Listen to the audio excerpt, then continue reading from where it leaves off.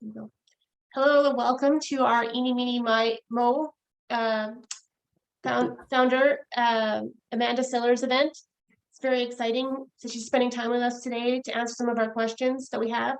She has a very reputable nonprofit in Australia that deserves commendation. So I asked her today if she can come speak to our Canada Parental Alienation group, answer some of our questions, and perhaps we could give us some information about how we start our own nonprofit in Canada. So thank you so much for your time today, Amanda.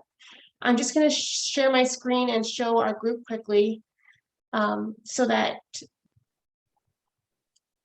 I don't know if you can see my screen here, but this is the Parental Alienation Canada group, and actually Amanda helped me start it up, just had the framework and helped me with the ground rules, and I think it's doing really well.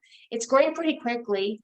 It's not the biggest group in Canada, but it's growing pretty quickly, and we have some good ground rules like no spam and advertisements, and we look out to protect our members' children by not posting pictures of the children, etc. So we have other ground rules, just common sense rules to kind of maintain a safe space for parents where they can get good information that like peer-reviewed information, and also get support for their troubles. And we also have a YouTube channel where we're posting all our chats. If you want to look up past chats or look up this chat, you can always find it on the YouTube channel here. And then this Friday, I just want to mention on our Eventbrite, we have the Erasing Family screening coming up. I'll be doing those regularly until everyone has seen it that needs to see it. And it's just Ginger Gentile's documentary on parental alienation, and she also goes over some other points like shared parenting and the differences that makes for families after divorce and separation. In October, we have the Dr. Edward Crook event coming up, and so I'll post all these links in the chat, just so you know. And he's the Canadian sociologist that founded the and his social worker that founded the International Council on Shared Parenting, and also does that conference. So yeah, and he's a Canadian, so we'll be talking to him in October. Okay, so I'm just gonna turn this over to Amanda and let her introduce herself. But I just wanted to, I'll just start off. You can talk about your history, and I think your reputation speaks for itself. But so can you tell us a little bit about your history in PA, and have you always been knowledgeable about PA, parental alienation? Firstly, thank you for having me. It's nice. Thank you so much. Yeah, and I'm sorry that you find yourselves all in these difficult situations, but you know, I guess what I'm doing now is trying to assist parents in ways of you know, reunifying with their children and managing their situations a lot better. My journey is quite unusual, as I've actually experienced parental alienation as a child and later as a parent. And I didn't actually realize that my childhood was far from normal until it happened to my children.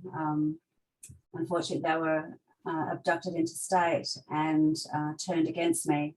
And I didn't know what was going on at the time. And I was lucky that I came across a person who tried to do a handover, and she had been privy to all the documentation, all the slander and things like that about me. And, you know, she had had an opportunity to question the kids, and there was no substance behind the allegations.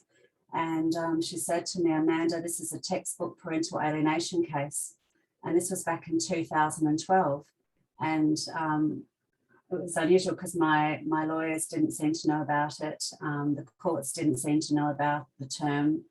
And they said that it was like junk science, you know. And so I sort of started to question myself, and she says, get online and have a look. So I went online, and I found one website in Australia that just had 8 definitions of, like, you know, the behaviours in the child, which was originally by Richard Gardner. And I sort of followed from there and started searching more, and I found researchers in the US, in the UK, and a couple in, actually not that stage in Canada yet. And so I started collecting academic articles, and I started buying some books. And in that time, you know, I saw how unjust the family court system was. I saw that there's no justice whatsoever. and it was actually a traumatized. Oh, sorry, I was traumatized during that time, and I didn't know how to manage my situation, and so it was funny because I should have really been going to a psychologist, like most people. I encourage people to now, to go and get supports if you're not coping. It's like I fell into that bucket, and I had to sort of find my way out of that bucket. And what I did was by practicing self-care. And then I thought, well, I need to be connected with other people who experience this. So I thought, is there other people going through this? And in 2014, I came across the Worldwide group, which is run by Keith Marsalek. And at that stage, there's only a couple of thousand people in that group. And I said, would you mind if I start an Australian group and share the link in here? And he said, no problems. And it just started growing quickly. And originally it was like an open group, but then we closed it. It was sort of like it was a group that you could find in the searches, but then I made it secret so that you had to be added through myself. And so I decided to start traveling around Australia, and I started meeting with different groups, and it was all men's groups at that stage. It was Dads in Distress and the Lone Fathers Association and a few other groups, Mates in Construction. And I started hearing all these stories and seeing so many dads that were in just absolute crisis and no supports whatsoever out there for them. And if they did try and reach some of these hotlines, they were sort of pushed along to go and get anger management programs and things like that. And I could see why these people were angry, because there's a lot of pain behind their anger and they were frustrated with their situations. And so I came across one group which was associated with the Dads in Distress, and it was a Mums in Distress group. And I heard their stories, and it was like ticking boxes. I couldn't believe that a parent, could do these, alienating tactics and absolutely emotionally torture, the parent and also the child. And people who know me, I'm a real patterns person. I sort of tend to turn my auditory stuff into visual things. And I started seeing all these different dynamics in different types of parents, and also in different behaviours in the children, because it's not a one size fits all with parental alienation, even though we do see a lot of stuff online, people just sharing narcissistic memes and things like that. It's not all like that. And I thought I need to do something. And I decided to create first a Facebook page, and then from there I started getting a bit of a following, and people, appreciated the articles that I was sharing and the little tips that I was sharing as well about coping and things like that. And then I decided to incorporate the Eeny Meeny Miney Mo Foundation, and I needed a couple of directors to come on board to help incorporate that. And then we decided to register it as an advance in education and health services charity, so that if we receive donations, people would be able to get a tax deduction for it, and also would be able to apply for certain grants as well. And so we sort of started from that, and we are still self-funded. It is very difficult getting funding. It might sound strange, but when you support men, women, and children, it's much easier to get funding if you're an all-women's organisation here in Australia. And I think it's the same in other countries as well, from what I'm hearing. The thing is, it affects children, men and women, and unfortunately, there's a large number of people out there who think that parental alienation is what abusive fathers claim to take children away from protective mothers. And that's false. That's not what parental alienation is. There are some people who do claim parental alienation, and there might be a reason why the children are rejecting them, but with parental alienation, it's unjustified rejection. And so where did I go from there? In about 2015, I came across a researcher, Dr. Mandy Mathewson, who was doing some studies that had some similar sort of themes, and I made contact with her. She's in Australia? Yeah, she's in Tasmania at the University of Tasmania. Okay. Yeah, and so I started talking with her, and I wasn't using the term parental alienation, and I was sort of painting a picture, because I realised that it just wasn't a term that you use. And sort of halfway through the conversation, she goes, "Oh, you're referring to parental alienation?" And I was like, "Oh, someone knows the term, you know, and she knew it. And she says, oh my gosh, it's so refreshing to hear someone who knows a lot about it. And so, you know, we started communicating a bit more, and eventually I asked her if she'd come on the board of Eeny Meeny Miney Mo Foundation, and she did. And now we've got an official agreement in place between the University of Tasmania and the Eeny Meeny Miney Mo Foundation, where we're actually doing collaborative research. And we are also running what we call targeted parent workshops as well, which are kind of like psychoeducation. We do a little bit of teaching about what parental alienation is, how to manage their situation better, and how to communicate with their kids. And so that they're very helpful. We're running our second one at the moment. The first one was a face-to-face, and the second one's online that we're doing at the moment. And so that's one of our, I guess, I'm looking at your list of questions. And some of our accomplishments is that we've been publishing articles that is listed on our website that are now being referenced to in other studies. And we've got some collaborative research that's going on internationally through the PASG group. You probably see we do share quite a lot of those on our page. A link to, we can't obviously share the article itself because they're copyright, and there's paywalls to get copies of those. So who are some of the other people at Eeny Meeny Miney Mo? I see like there's a few people that are looks like they're on the board. We've got a couple of people who have actually experienced parental alienation on our board, and we do have a lawyer who's in support of the work that we do. But they're sort of not necessarily work on the forefront, but they're sort of behind the scenes type of things. Like when we did a submission into the family law inquiry. Was it just last year's a blur with COVID and everything? I think it was a year before. We did a submission into the family law inquiry with recommendations of an area that single experts should be trained in.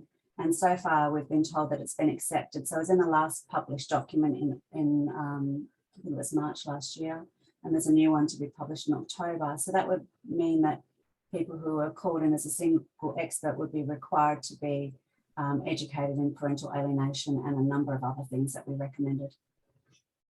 Yeah, so there are a few people that I think would be expected to talk about as experts, and then they'll say that they're educated in PA, but like, how do we know that they actually understand it the way that we understand it? Because there is that Meyer study that says, you know, that PA is just a defense of abusive parents. So there isn't a lot of, like, even amongst professionals, like, they don't all agree that this even exists. So how do you do that so that you can, well, I mean, the research is done, so there, you know, PA is PA, and like it's reputable, but like it's peer reviewed, and it's obvious, real science. Yeah, So, well, you know, what you see is there's a couple of people out there like the Myers that sort of you know, publishes articles that have actually there's Demosthenes Varandos and Jennifer Harmon have written an article in relation to Joan Myers' study, which basically shows that she's, yeah, it's they've debunked it basically.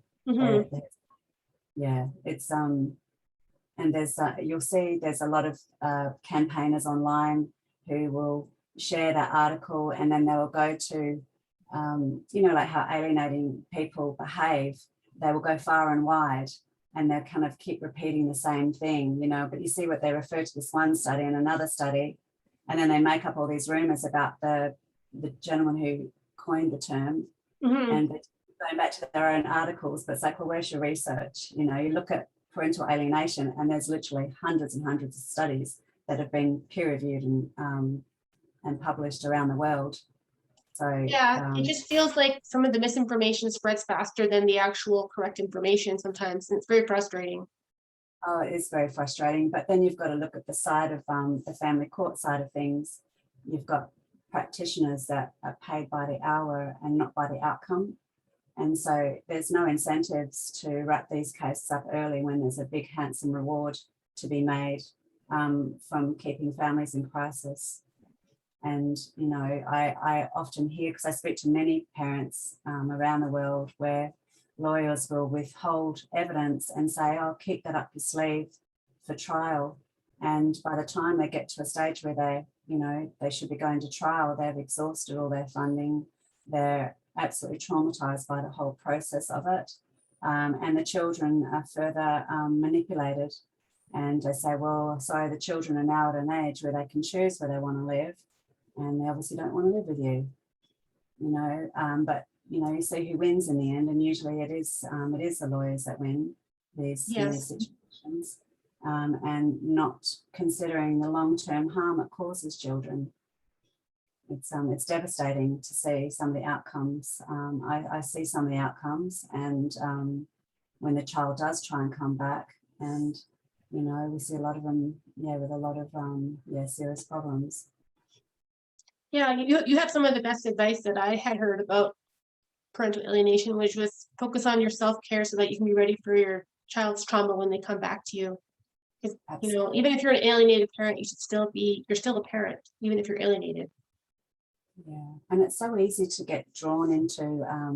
I'm not having a go at any specific pages or groups, but you get some themes where there's a lot of anger out there, and as I said, everybody who has gone through the system or who's been alienated from a child have got a right to be, angry about their situation. And as I said, anger comes from pain, but it's important to get out of that fight zone.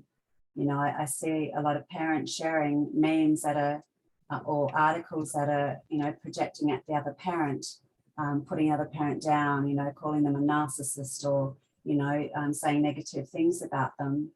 But the problem is that you've got to think about if your child wants to look in on your profile online and they see this person that's really angry, and you've been portrayed as being an aggressive or abusive parent, this only helps cement that perspective that's being put on the child when they see this.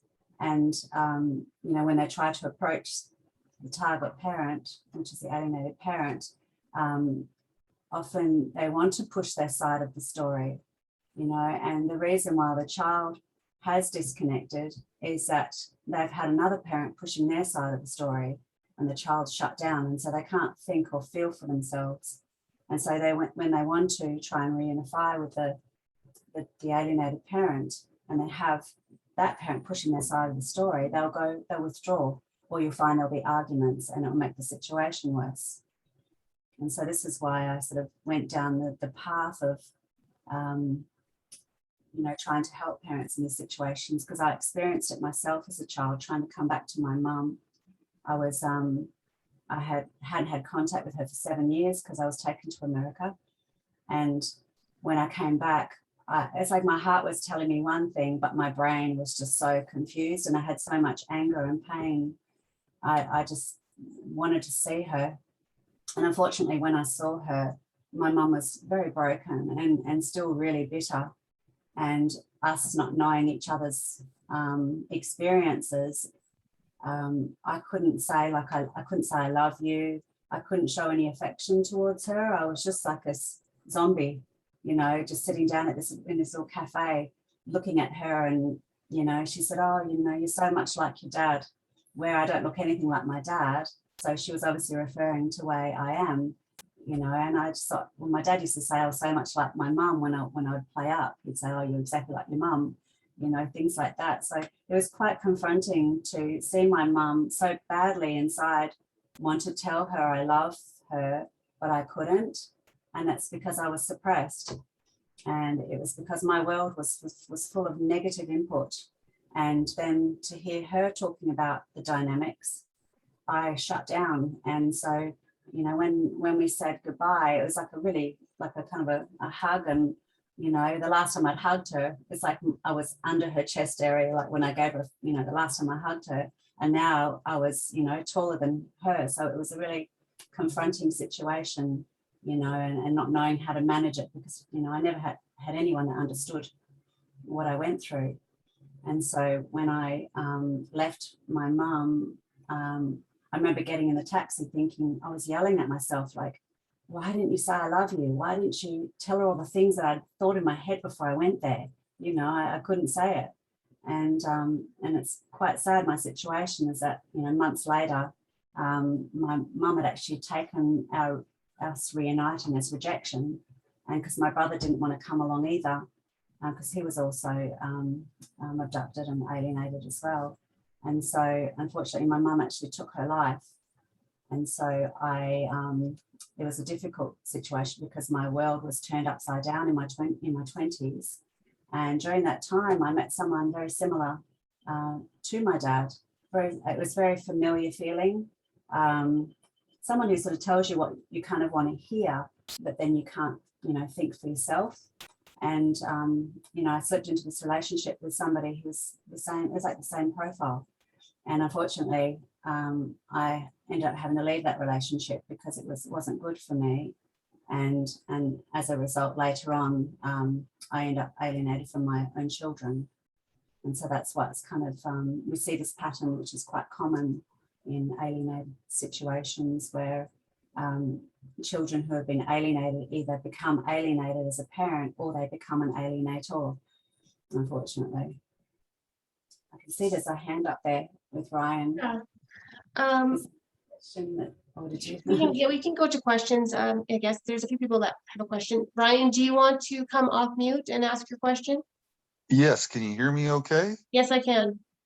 Okay, hi Amanda. I just wanted to comment, you know, despite your challenges and not seeing you obviously in person, you seem to be a very lovely individual and you've got a good energy about you. So whatever you've gone through in the past, you seem to have gone through it and you're better off today. I do want to ask you though, really about, you know, we in the group of Parental Alienation here in Canada, we talk a lot about the problems and we try to support each other and stuff like that. But I mean, Monique probably realizes this. I'm a person that looks for solutions, and I'm kind of curious as to what solutions, effective solutions around this problem you've come across that, you know, reuniting families, reconnecting with alienated children, preventing the alienation. I'm aware of the 50-50, you know, shared parenting is one, but, you know, unfortunately, that's not universal. So I was wondering if you could speak to that a little bit. I guess with this 50-50 side of things, you know, when you see the extreme sides of parental alienation, like the pointy end, 50-50 just does not work. But, you know, after separation, that should really be the starting point that you start at. You know, that should be the way it is. And unfortunately, it's not like that. I like that you're a solutions person because I'm the same. I'm very much like that. I started thinking, the first thing I thought was, we need to educate these people about what parental alienation is, the long-term harm it causes, and as well as like interventions and things like that. And we have done a bit of, you know, research into some of these programs that are out there. We do get behind a few of them. We have been sharing some of their articles on our Eeny Meeny Miney Mo page. Unfortunately, there's not a lot of people that are trained in these reunification programs. You just got to make sure that some of these programs actually have research behind them. There are a lot of cowboys out there running programs that aren't evidence-based. So, you know, if you do decide to, you know, create like an organization or some sort of foundation that wants to recommend a program of any sorts, is to really do your homework and connect with the people who are running the programs and to see, you know, I often say, see how they handle adversity, you know, with people. You see sometimes their colours, you know, when you question people, not in a rude way, but when you ask questions about, you know, the program and stuff, sometimes people get really defensive and you can get on the attack. And then you kind of go, hang on a minute, I'm not sure, you know, you're sort of sussing them out and actually making sure that they do have research. A big thing that's really important is educating these judges and lawyers and single experts that are working in these courts. We do see some organisations that are absolutely anti-parental alienation, and you can see why. Obviously, there's a lot of money to be made from these cases. So conferences are really important. We started doing, we did our first conference in 2018, where we had social workers, psychologists, and lawyers attend our conference. And when the research was presented and they were actually able to hear the targeted parent's perspective of parental alienation and the alienated child's experience of parental alienation, there was a change in the room. Like you could see people from, being really alert and being upbeat to all of a sudden, it was like there was tears all the way around the room. And even myself hearing other children's experiences was quite validating, but it was heartbreaking. And, sometimes people need to hear this, you need to see it to believe it, kind of thing. Okay. We've got another question for you. Karen's question is, what do you recommend for alienated parents and steps to reconnect with an adult alienated children? In my case, 9 years. Yeah, Karen, Karen, you can come off mute if you want and ask. I'm off mute. Okay, go ahead. Hi, Amanda. So thank you, Monique, for reading that out. Yes, I have 3 sons. The eldest one, who is 21 now, was alienated from me at 12 years old when I had the courage to leave the abusive relationship. And the younger 2 boys have stayed connected over the years, but the oldest one was the golden child and highly manipulated, as you can truly understand. And I'm not sure how to reconnect with him. If I just let him come back on his timeline, or I continue to text him. I was calling him for a while, but he has just stepped away. He came back for a little bit and stepped away again. So in my case, I've experienced an incredible amount of family court corruption. I wouldn't believe it if I hadn't experienced it. Yeah, I'm very sorry about your situation. It's so difficult to manage that when you're in crisis yourself. You almost become a researcher at a time Yes. where you should be getting support and help through it, which you don't get that through the court system. Yeah. What we teach through Eeny Meeny Miney Mo Foundation is it's called the approach withdrawal method. And so what you do is, there's a lot of people say, oh, wait until the kids, they'll come back to you eventually, and the problem with that is that children often contribute to the alienation, and that's through pressure, through being interrogated. They see the emotional cues from the alienating parent. Every time they talk about something good, it's sort of frowned upon, or things get twisted. And so, there's a lot of guilt that's behind that, and so children don't know whether that parent is actually, the target parent is approachable anymore, because often they step back, they think, oh, geez, I've really messed this up. There's no way I'm going to be able to reconnect with them, and it depends on the scale of the alienation as well. Some children turn into the alienating parent and become quite like a bully kind of thing. But then I've seen cases where I've seen children who have been very aggressive and abusive, and through teaching the approach withdrawal method is that they've been able to rekindle their relationship by kind of letting the child know that, that you're there, that you love them, not pushing your side of the story, and, and then stepping back, and if you get an aggressive response or no response, the aggressive one, I usually say, I just wanted to check in to see how you are, and just leave it at that. You don't bother trying to engage with someone who's being aggressive, because often the parent might be standing over them, or they might have shared that contact with them, and so you'll get that kind of response. There's other times where they might not be, and with the alienating parent, and you might get a little thing back like, oh, hi, or or thank you if you send a gift, or but then next thing you know, you're getting an aggressive response again, and it's quite confusing, because you think, oh gosh, you're being nice then, and then why are they being aggressive? oh, I give up, I'll go away again.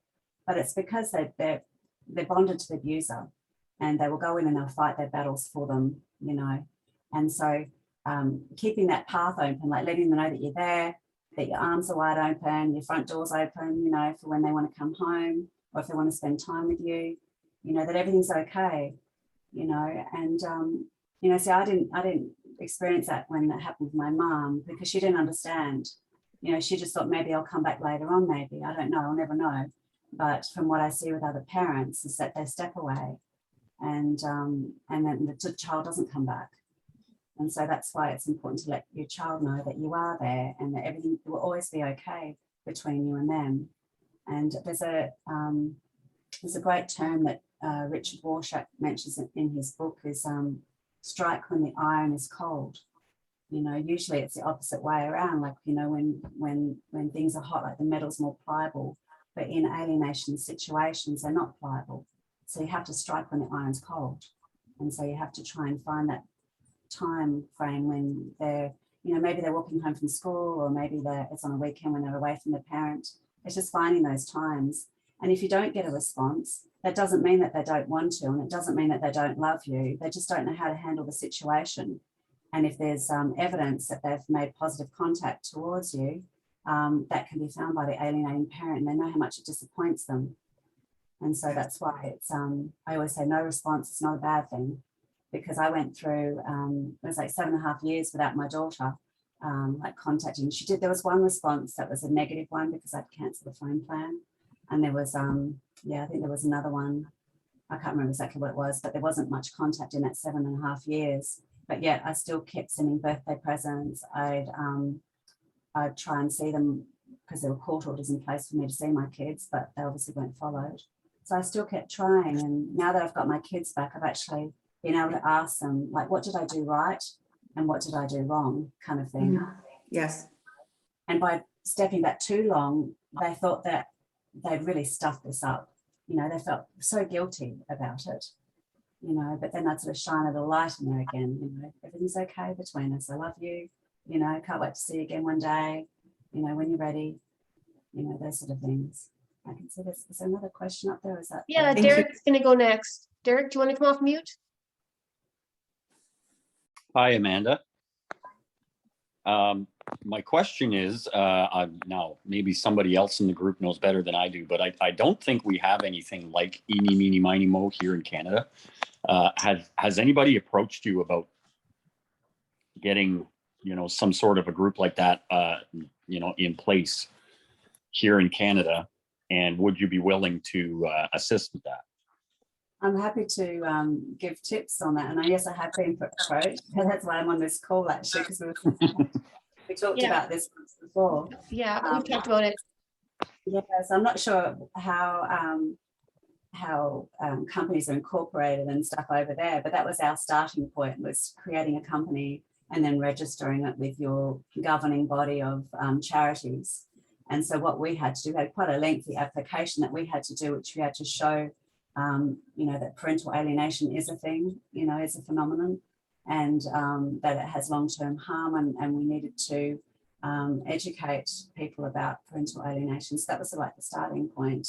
I think it'd be a great idea to create an organisation very similar in Canada, because I see from online there's so many people over there that can sometimes get the wrong information, that stay in the fight zone, and you know, and unfortunately I do often hear about people taking their own lives out of the frustration of their situations, and we need to keep parents alive, and we need to educate them on, you know, moving them into self-care and things like that. And that's how we got the health services side of things, the, you know, suicide prevention. So, you know, if an organisation was created, that would be probably an avenue to take, would be to have it registered as, you know, part of suicide prevention and education. I created Parental Alienation Canada based on Amanda's outline, because I was hoping that it would grow to an actual organization, like a dedicated organization, because we don't have that in Canada. So that was the long-term goal. But I also am trying to get good information out, have one place that's going to do. So that's why I do these Zoom calls, is to try to get good information to Canadian parents, because there is a nasty misinformation campaign, that's for sure. Oh, definitely. would Eeny Meeny Miney Mo be willing to say back an effort to approach like the Canadian Mental Health Association to get behind us to get this thing in place? Well, that's something that usually has to come from people within Canada. So we can't just Yeah. sort of, invade your land and say, hey. No, I mean as a supportive entity, Absolutely with support, and we'd be supportive. We've got, there's so much research behind parental alienation as well. There's a number of books that have been published, especially last year. We had a few books that published which actually shows you how to manage these cases and link back to, I'm not sure if you call them acts over there, like we've got a Family Violence Act here, and so they link back to things that are specific in Australia for family violence and child abuse and so forth, and I'm pretty sure that there was one that was published by Demosthenes Loranos and Bill Burnett. That's a brilliant resource for lawyers over there, and even getting hold of those books would help with getting some sort of organisation up and going, because it's referenced. Yeah, can you type the names of the books in the chat, Amanda, if you have a moment? Actually, I'll copy and paste the three top books in regard to law and science. I think that will come through. There you go. It's got the years that they're published, so they are recent, and there's so much research in them. I'm not sure if anybody mentioned it, but we just had some recent laws with some recent changes to the Divorce Act here in Canada, and I just wanted to mention to the whole group that I have experienced success using that avenue. I've dealt with alienation with my older children from a previous marriage. That's still ongoing, and I've recently dealt with it with my 2-year-old daughter, and that's where I've met the success. Anyhow, just wanted to mention that to the group. Thank you, Amanda. Thank you so much. Heather, do you want to go? Oh, do you have something else to add? I was just going to say there's another really good book that's by Amy Baker, J. Michael Bone and Brian Ludmer, and that's the High Conflict Custody Battle: Protect Yourself and Your Kids from a Toxic Divorce, False Accusations and Parental Alienation. I'll share that in the group. Yeah, for sure. Because it's got a really handy section in there on how to document your case. Okay. Yeah, so I can recommend that one. So was there another question? There's one from Heather. Heather, do you want to come off mute and ask a question? Heather had to jump into another meeting that she had Okay. at this time, but she asked for the question to be, if you don't mind, do you want me to read it out? Yeah, Karen, why don't you read it? Sure. So her question is there anything that an alienated mom can say to a teen to reconnect? Her teen, who is 16, responds to her text messages, one-word answers, but won't allow them to visit in person. The mother and father are currently in family court, so there is that conflict. It's really difficult while you've got a child actually in the care of the alienating parent. Yes. They often put the child above the law and let them make their own decisions, even though you might have court orders in place or a judge saying you need to go and spend time with the other parent, but then you've got an alienating parent that puts the child above that. That's really difficult. That's why we need sort of intervention, and judges do have the power to enforce court orders, but unfortunately they don't use the stick. When they have the stick in their hand, they don't use the stick. They should have penalties and things like that. So unfortunately, it's really difficult to have a child come and spend time with you while there's that, especially during court cases. It's the alienation is usually ramped up even higher. And this is why a lot of people— the same thing with that contact and withdrawal method that you talked about, like always.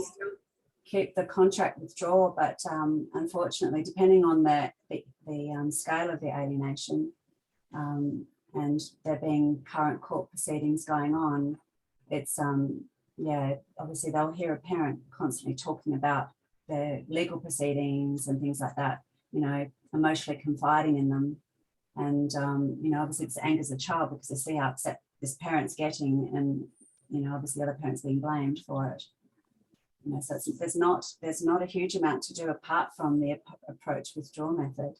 There's, you know, or if you've got intervention, if you can get the right therapy, if you've got practitioners there that are well rehearsed in parental alienation, but they really need to read some of this later, like especially some of the books that I've shared. You know, they need to understand the dynamics, because often these counselling sessions or sort of therapy sessions will be all about the child just talking bad about the other parent, you know, not encouraging any critical thinking, not how to follow your heart, or how to put down healthy boundaries with the parents. You know, that's a problem with these situations, is that you've got people who are not educated, and hence why we've got an organisation, you know, raising awareness about this. Because I can see it as a big need over there for education and interventions. You know, I'm not sure if you have a group of parents who are prepared to get together and, you know, volunteer a bit of time here and there to create something like that, but it's definitely needed, because I have been asked all around the world, you know, if there's other organisations, and I've seen one pop up in the UK which is doing some similar kind of things, but, you know, not where you guys are. And it has taken a bit of time. I did a lot of it on my own in the very beginning. It was hard slog, but when you have a group of people together, especially people who are balanced in their thinking and understand that it does happen to men and women, especially children, I mean, that's the kind of approach that we need to take, is that affects all, doesn't it? And even grandparents and Oh yeah. parents and aunties, uncles, even siblings get alienated from each other. You know, that's quite common. We'll see here one having one child home and the other is still severely alienated. Yeah. Thank you. Thank you, Karen. Jane, do you have a question or do you have a comment? Hi, sure. I just thank you so much for all of your wisdom on all of this. I've been an alienated mother for at least 10 years now. And I guess the one thing I'm, well, tonight anyway, is just, I realized that I've really gotten good at compartmentalizing my grief and my rage about all of this. And I'm just wondering if you've got any words of wisdom around that. I find that I've become like I've discovered for myself that my rage fuels my patience, and I am so patient now, right? I will always be here for my girls. And they don't even know that.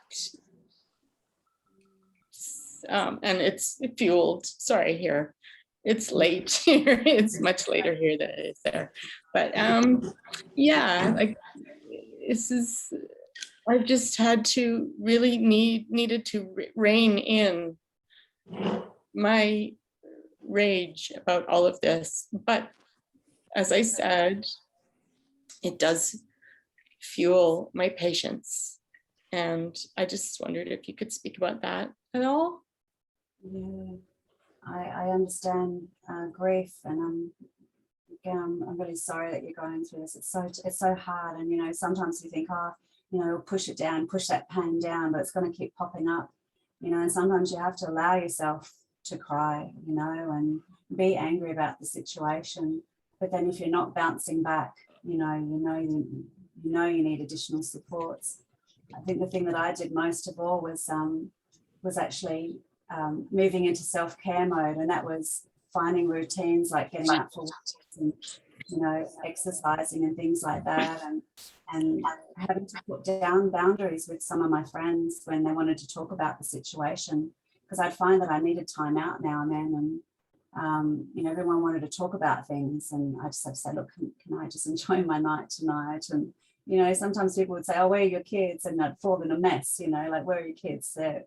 They're rejecting me, they're not with me, you know. You feel like rolling out all this stuff, and I just, you know, sometimes I just say, oh, they're with their dad on holidays, or I just say something, you know. Yeah. And you feel like there's so much stigma behind being alienated, because people often think that, you know, for a child to reject a parent, you must have done something wrong, you know. And I used to have parents say to me, oh, my children would never reject me. I have such a great relationship with them. And I think that's like a sword in the heart. You know, I think we obviously don't understand emotional and psychological abuse, you know, to come out with something like that. Another I think was really important was I didn't realize during the time I was going into chronic fatigue, and my adrenal system was just, you know, struggling. And so I went and got all the tests done to see where my body was at. And yes, I had chronic fatigue. I was deficient in B6, zinc and magnesium. And once I got all that right, I felt that I was a little bit more resilient. And so it's important to get those health checkups, especially you guys. You guys are, you know, people get that age where you get all your checkups done, and women get all your checkups done. It's so important. And that way, you know, you're keeping everything in check. And it helps you cope by having those routines and starting your morning off with, you know, some people do like little gratitude things. I used to think of meditation, mindfulness, all that kind of stuff. But I didn't realize that mindfulness could just be when you go on social media, you know, and seeing everybody's posts about their situations and getting more and more upset and getting more and more frustrated. I actually had to have healthy boundaries with myself in those situations. And that's why, you know, so the Parental Alienation Canada group is set up in that way, in that structure, that you know, you don't go sharing stuff that's just going to put negative ripples through the group and keep people in that mode. And it's hard to be upbeat about these sort of situations, but we refer to as ambiguous loss. You know, it's like frozen grief. It's never ending. There's actually a really good book that's written. Actually, I'll share it with you because it's by Pauline Boss. It's about ambiguous loss. Pauline Boss, and I'll share it in there. So I usually have all my links handy, but I don't think I've got this one handy. It's a really helpful book to read. My glasses on. Ambiguous. It is so ambiguous, isn't it? Yeah. Yeah. There we go. Ambiguous loss. You'll see her page. She's the lady that coined the term. And it was made for, like, you know, when people had a missing persons, it's like that ongoing pain. It's unresolvable, grief. Like it's I heard one woman say she had 5 alienated children and one died, and the grief over losing the one that died was easier to bear than the ones that were still alive, right? And that made so much sense to me. Absolutely devastating. Yeah. I say, you know, when you hear people's situations like this, it's just made me more passionate to keep doing what we're doing. And yes, you know, you need a team behind you to do this kind of stuff, you know. And our team is quite small, but we've accomplished quite a lot in such a short amount of time. And it has come at obviously a cost with my time and my energy, but I can see that we're slowly making tracks. we are. You know, I'm prepared to stand up against these people, like the Myers people. You know, how dare people like that, you know, think that my experience is, you know, it's calling it junk science. I think that's just, it's vile. It's vile that the fact that they're doing that. Yes, people falsely claim parental alienation, but it doesn't mean that our experiences are not real.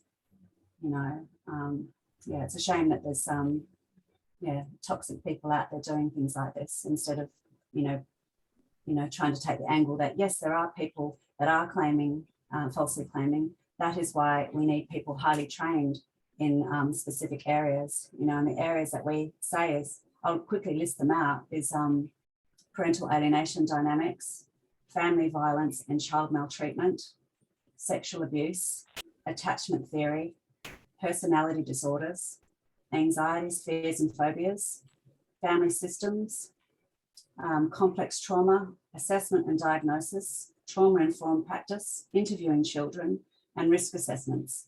And the reason why we put interviewing children, it must be determined whether the interviewing, questioning and counselling techniques used with a child were so suggestive that they had the capacity to substantially alter the child's recollections of events and thus compromise the reliability of the child's personal knowledge. Mhm. And so this is the kind of stuff that we're pushing for. And I believe that if you had an organisation that, you know, could get, whether it's other practitioners or a university behind you, to, you know, be pushing similar things that what we are. I mean, everything's on our website. Obviously it's, it's stuff that I've put together myself with the support of my colleague, Mandy Mathewson. Often there's typos and things like that. So if you do see any typos, please let me know. But it's, yeah, it's all stuff that we're working hard on. I just had a question too, before we jump to the next one. You talked about the cowboys, the people that, you know, are that kind of exploit the groups to sell services, and they're offering, you know, expensive services for reunification and some of these delicate tasks, and they haven't done enough of the research. So yeah, we definitely have an issue with that. But is there any advice, like, is there any other, like, do you just should tell parents that they should do their research and make sure they're talking, like, what kind of questions should people be asking for service providers? What would you say? Yeah, well, I guess asking for the research behind their program. Okay, that's fair. Also, if they've published any peer-reviewed articles as well. You know, because it's okay people going out there and saying that they are experts, but then where's the evidence that you're an expert? Where's your peer-reviewed articles? You know, yeah, that would be the first thing. Unfortunately, you just see, if someone's poaching you, like from a page, or they've seen you comment, and next thing you know, you're getting an inbox, you know, buy my book, or, you know, I can help you, you know. It's like, really, if they're having to go out and find their clientele that way, then, you know, from their rather than their research and, you know, publish articles and things like that, it's a problem. You know, it's a bit of a flag right there in itself. You know, I've actually had to put notices up on my page to actually, you know, warn people off about, you know, some people who were, yeah, trying to connect. They're actually friending my friends and everything on Facebook. Even people who were not even related to parental alienation, people that had gone to school with in America and family in Western Australia. So it just shows you, you know, how obsessive some of these people can actually be to do things like that. You know.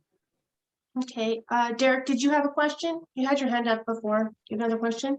Yeah, I do. You spoke earlier about older children and reconnecting. Now, is there any sort of practical theory as far as like a timeline to, you know, be proactive and to be inactive in your attempts to reconnect with your child? I have one that's been recently brought into the conflict between me and my ex-wife over child support issues. I know I can go to the courts and have that dealt with because I have written evidence of that, but I don't necessarily want to put him in that position.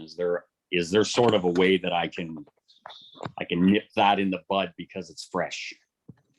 There's actually a really good document that I'm actually going to share a link to, which is called Beyond the High Road, Responding to 17. Let me just get it. Zoom for it. I'm going to find it on our website and I'll share it with you because it's got so many tips specifically like that.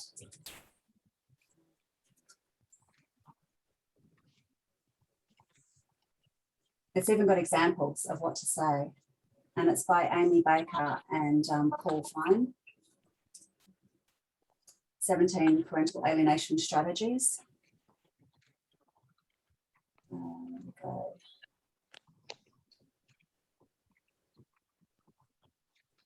Copy and paste it in here. Yeah, I'm on a phone, so I don't see the chats. Will it be on the group? Yeah, I can share it in the group after if you like. Okay, perfect. Yeah, I'll just copy the link because it's a downloadable PDF. So when I share this, it'll be a downloadable link. It's actually, there's no paywall on this link, which is really good. So I'll just double check again. As you'll probably know, I'm a bit of a hoard when it comes to academic articles and books and resources because, you know, you got, rather than explaining everything, sometimes you go, boom, here it is. Here's a link. Yeah, and the Eeny Meeny Miney, Eeny Meeny Miney Mo website is absolutely amazing. If you want to go on there, they've got all kinds of resources, and it's all quality peer reviewed, like no nonsense. There's no cowboy stuff. It's all good. Yeah, there's a link to one of the pages. I've actually put up, I just updated my tips on my website, which I call it the free space. It sounds a bit strange, but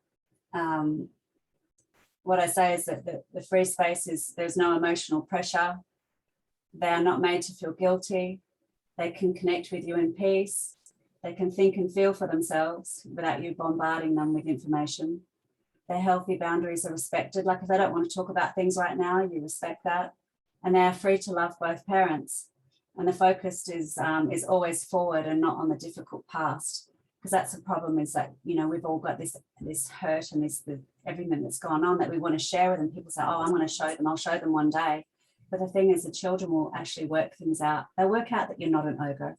When they actually get to see you and they see how you are with your friends or your family, and how you manage yourself, where if you're not self-caring and you're not getting the support, you can come across quite bitter and broken, and you know, it's difficult. It's that the emotional bar is really high, and it's really hard to manage that when you've gone through a difficult time. And that was sort of the situation. That's why I kind of explained my situation when I was younger, is that I didn't know how to manage it myself. And so it like you just shut down, or you get angry. Like some get angry. I had different variants with my kids. I had one that externalized things, and I had one that internalized things. And so they were very different, you know, and there's so many different dynamics that go on in these alienation situations. I'll share the link because I actually just updated it last night I've kind of put some do's and the don'ts in there.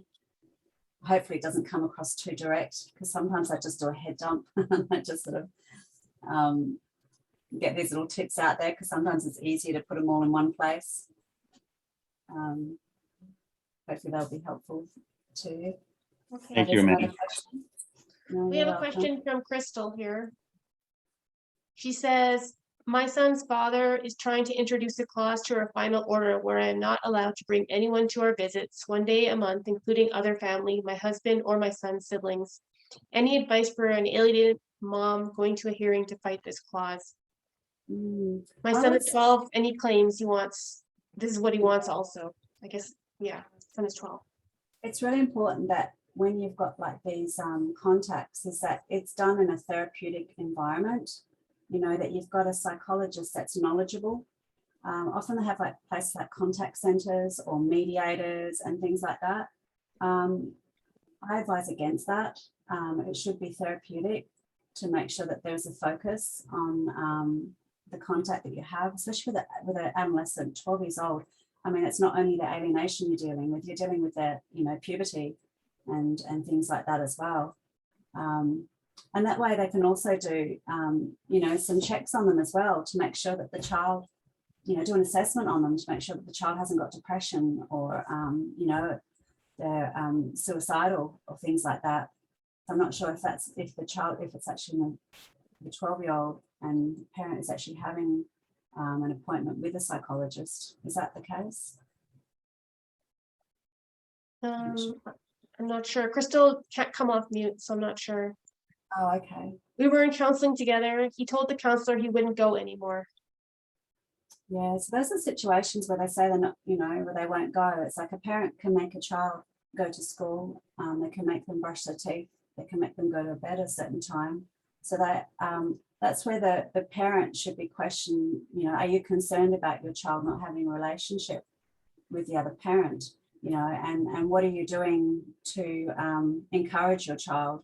And if that didn't work, you know, what else are you doing to encourage the child? You know, you, as I said, you can encourage them to go to bed and do all these other things, you know, so it needs to come back on the parent. I actually mentioned that in one of my articles. If you actually go to my blog on my website, I actually did a blog on this, and it has actually listed the questions from Demosthenes Mirandus. I get this, my tongue twister name. I always get my words mixed. I'll share a link to that one because it's called "They Just Don't Want to See You." Is it loading? It's about halfway down the page, and this is, there we go.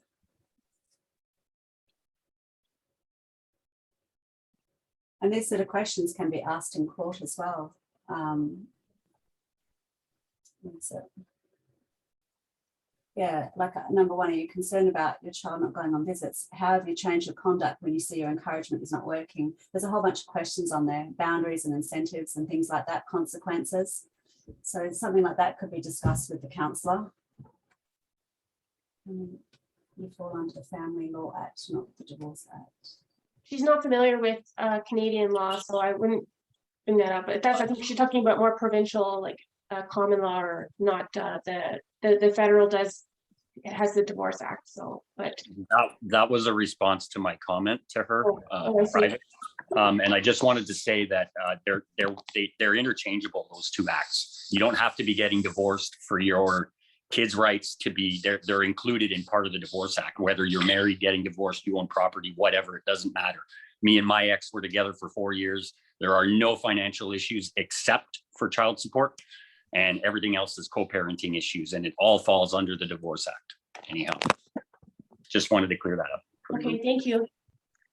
What I can do is after the Zoom call, I can actually share the links that I've put in the chat, if that makes it helpful for you guys. Because I know I had a question about your workshop that you mentioned before. So oh, yeah. that sounds really interesting. If we could do that in Canada, like what? So we probably would need to have like a dedicated organization, not just a Facebook group for that. But do you have like a psychologist that do that? Like what kind of credentials do you have for people that do that? And like what is it that the workshop does? Well, we have one psychologist and a PhD student and myself that manage the workshop. And so we've got it over a period of 8 weeks where we have 8 modules. And we have resources that we also hand out in that group. It's basically based on psychoeducation. So it's sort of teaching them about what parental alienation is, a little bit about the alienating parent, you know, how our responses to the alienation can actually contribute to the alienation. You know, like when we have knee-jerk reactions and things like that, or sharing too much adult information, or yeah, there's lots of ways that you can contribute, like even on Facebook, you know, sharing things that are not appropriate to share, you know, about the other parent. That's why we have these close support groups, is to share this sort of stuff into them, or to, you know, have these discussions kind of offline, off our where it's seen, because often there's usually someone that's connected. Like you usually find that you might have a friend that might be connected to the other parent, or there might be some sort of mutual person that might report things back. So you just make sure that you share anything on your page is that it's positive, you know. Yeah, a lot of people don't realize that like everything they post, like they think that their child, like if their child is just looking at their, you know, wants to look up their parent, you should always be thinking about how you present yourself, because you have to be ready. You're still a parent if you're alienated. You have to be ready for your child and think about the impression that you're giving off. Or if, you know, if you're if the child is being punished for contacting you, or, you know, so yeah, so just make sure that you're aware of yourself at all times. Well, parents often think that they're educating their child about the situation by sharing all this stuff.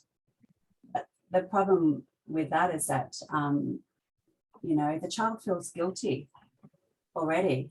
And then when they see how unhappy or how angry or all this stuff that's blown out as a result of what they've contributed to, it's more of a reason to not go back and connect. Mm-hmm. And so that's why I would say, if you have an opportunity, if your wall is just full of that stuff, create a new profile, connect with your friends again, and delete that, delete that profile. Because I see people go, oh my God, I've just done so much on there, or I've got so many things saved. I mean, you can download your data file from your Facebook. You can do lots of different things, but sometimes it's sort of, you've got to weigh it out. You go, what do I really want? Do I really want to share my story with the world and, you know, my child to read this? Or do I want to put this aside and focus on trying to create a space that my child can come back to that's inviting, You know, they don't want to talk about all that heavy stuff. They've been through a tough journey. They've been cut off from a parent that they love, and they've been forced to reject them. That's the last thing they want. They want to come back to a place where let's just pick up where we left off from, and let's please put that behind. You know, and I was lucky to be able to do it with my kids. And in time, sometimes they may come up with questions, you know, and I had to withhold, like, you know, giving them too much information, because sometimes you go, oh, I've got this opportunity to tell them everything that happened, but it's like, no, they don't need to know everything, because I knew how guilty they were. You could see the anxiety went up, especially in my daughter. I'd see how anxious she would get. She would go red and just sweats, and you'd see that she just shut off, you know. If you even just sharing something that was small, you'd see how anxious she would get. And I would say, you okay? And she goes, I'm so sorry. I really, she thought it was herself. And it's like, no, it wasn't you. You know, she kept thinking that it was all her fault. And that's such a big burden, you know, to carry on your shoulders, that you've made your parents suffer for all those years when it wasn't them, it was the other parent. So that's what you've got to kind of think about, like when you're sharing stuff on your pages, is that they do contribute, they do lie. And it's not that they mean to, it's that they give in to the pressure. It's a bit like when you get an adult that is interrogated, you know, for a crime that they didn't commit, and some people will give in, you know. So you can imagine this for the child. Yes. You know, happens in those sort of situations. So we have to be careful about any messaging we put out about parental alienation, even public education. Make sure that we're thinking about how this is going to make the kids feel.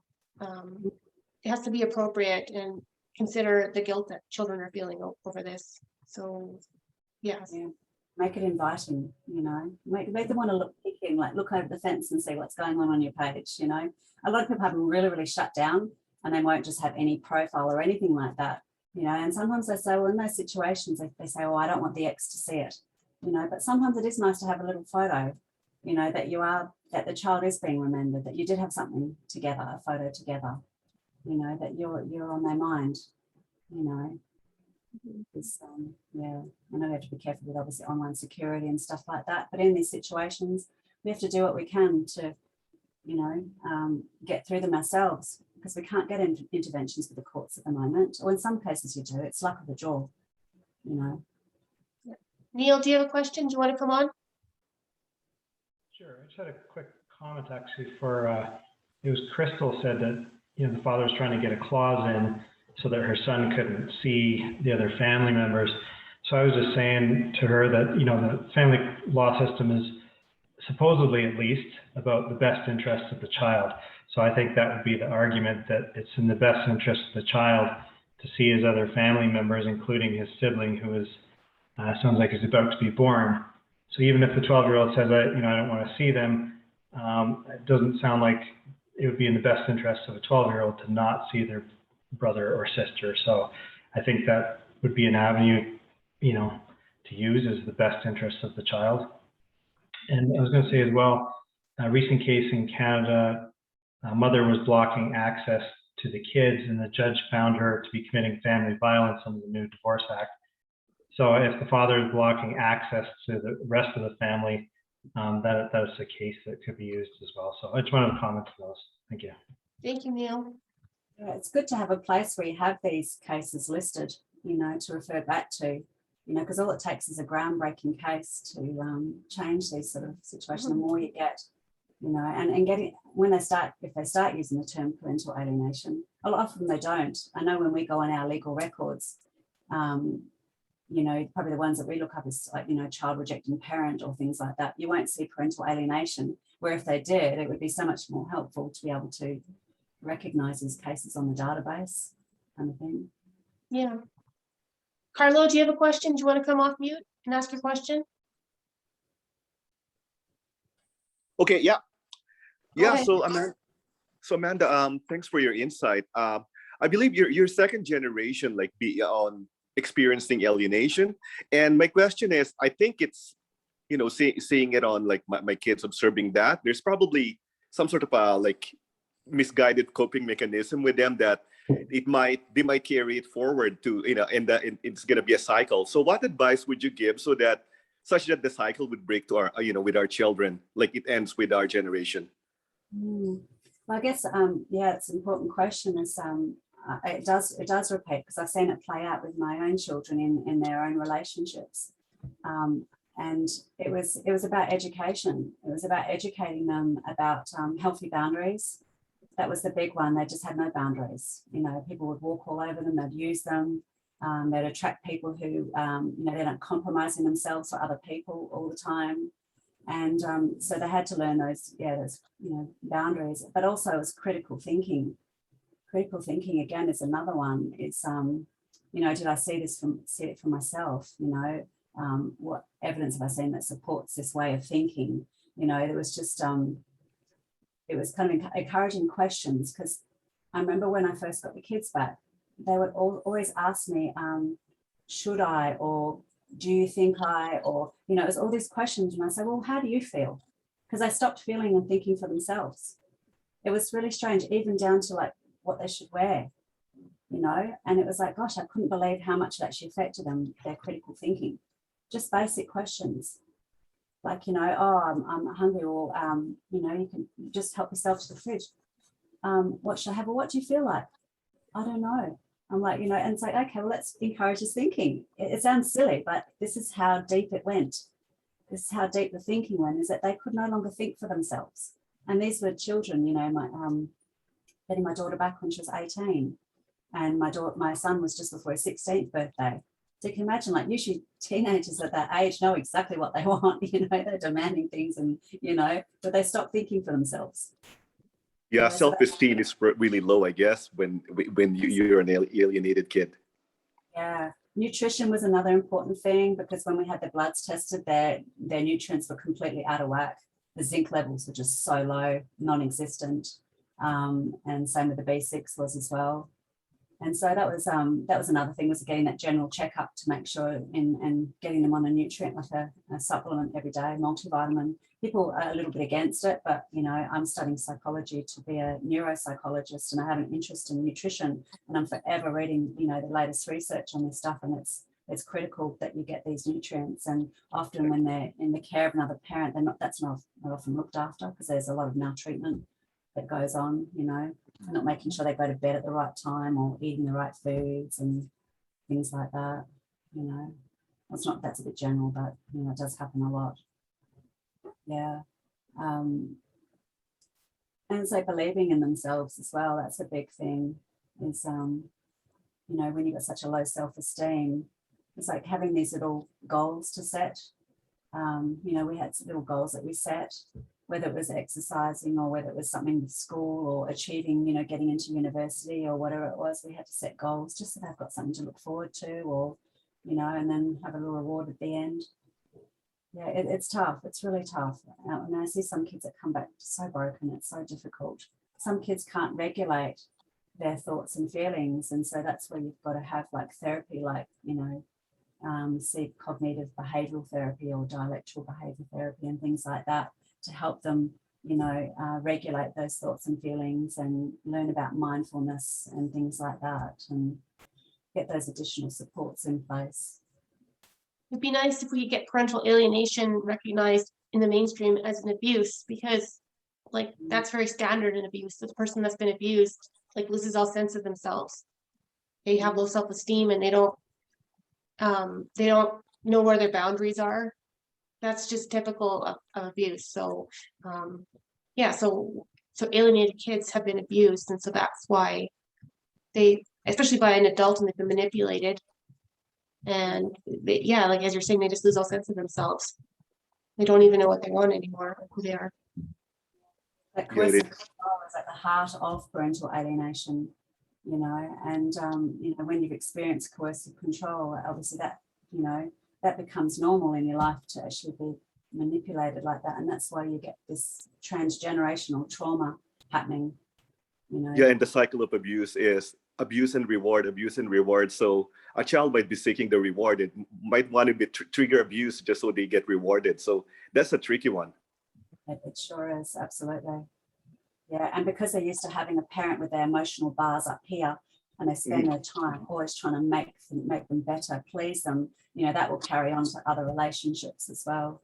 It will. You know, it's like what they call it, fawning. You know, they fawn, they want to make better, and they want to please them, and, you know, fawning behavior.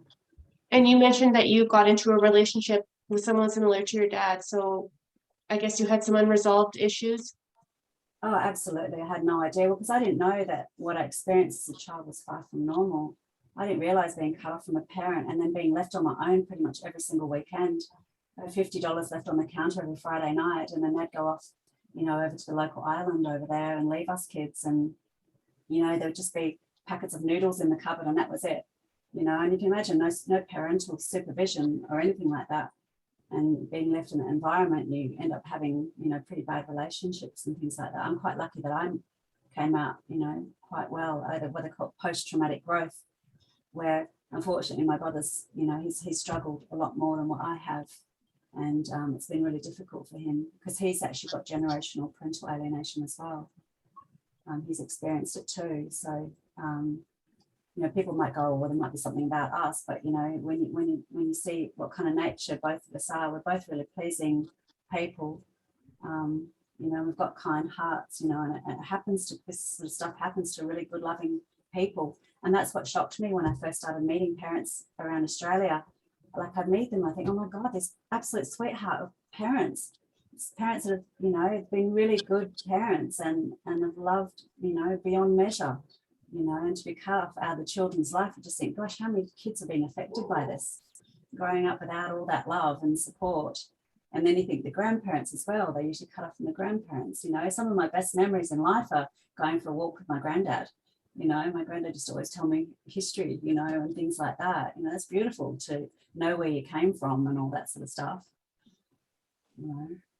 Yeah, and my experience with my kids with that is I have a 15, 16 and an 18-year-old. So the 18-year-old, I guess the friends are more influential. So she kind of saw like a view of the world, a viewpoint of the world that's different from her home life. So that is a big influence. And I'm hoping that the other two would transition to that. Another thing I want to bring up is often, because there's no manual how to handle these situations really. And I say, instead of beating yourself up about something you might have not handled the right way, or it might not have been the best, is to go back and go, okay, how could I have done that better? How could I learn from what happened? And it's just like, I had some stages on my page. I always go back to the social media stuff that I'd shared something. And then after I was like, oh my God, what have I done? But I can undo that, and it's okay to apologize, to your child if you have done something that might not be right. And, and there doesn't have to be an excuse behind it. It's just, I'm sorry. And I'm sorry if I hurt your feelings or things like that, and try to, reframe and make it better for next time. Because I tell you, I've made lots of mistakes during my time, being alienated, but, I ended up getting my kids back. They saw through it. They saw through, all that pain and turmoil. Things started to settle, and now I'm lucky to have them back, and I'm lucky to get that insight on their experiences as well. And that's it, just creating a place that they can return to that's free from all this horrible stuff that goes on, and I know they'll be worked up prior to speaking to parents, it's just don't retaliate, don't feel like you have to argue with them. It's like just step back, self-care, try and approach them again later on, let them know that you're there, loving them, just gentle contact, not too emotion laden, no, I haven't seen you for 10 years or I haven't seen you for 4 years. And, I'm every day I cry every day, or none of that sort of stuff. That's the sort of stuff you go to a counselor or a close friend or get supports with those sort of emotions. And, your child will be attracted to you when you create that, that space that they can return to. I hope that makes sense. Thank you very much. We're almost at the end of our time. I just want to say thank you so much, Amanda. You did an amazing job. I know you didn't get any sleep last night and you're tired, but you still did great.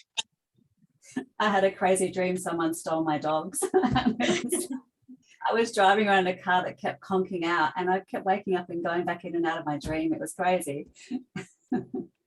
So yeah, I'm a little bit tired today. I'm just going to show the Facebook group one more time today that Amanda helped me create, by the way.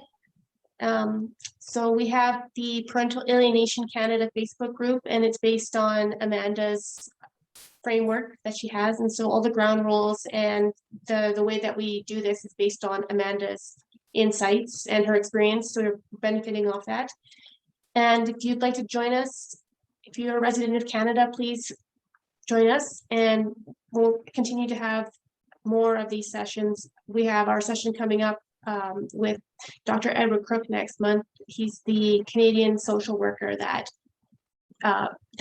founded the International Council of Justice Conference. So that's it for that, for the Facebook group.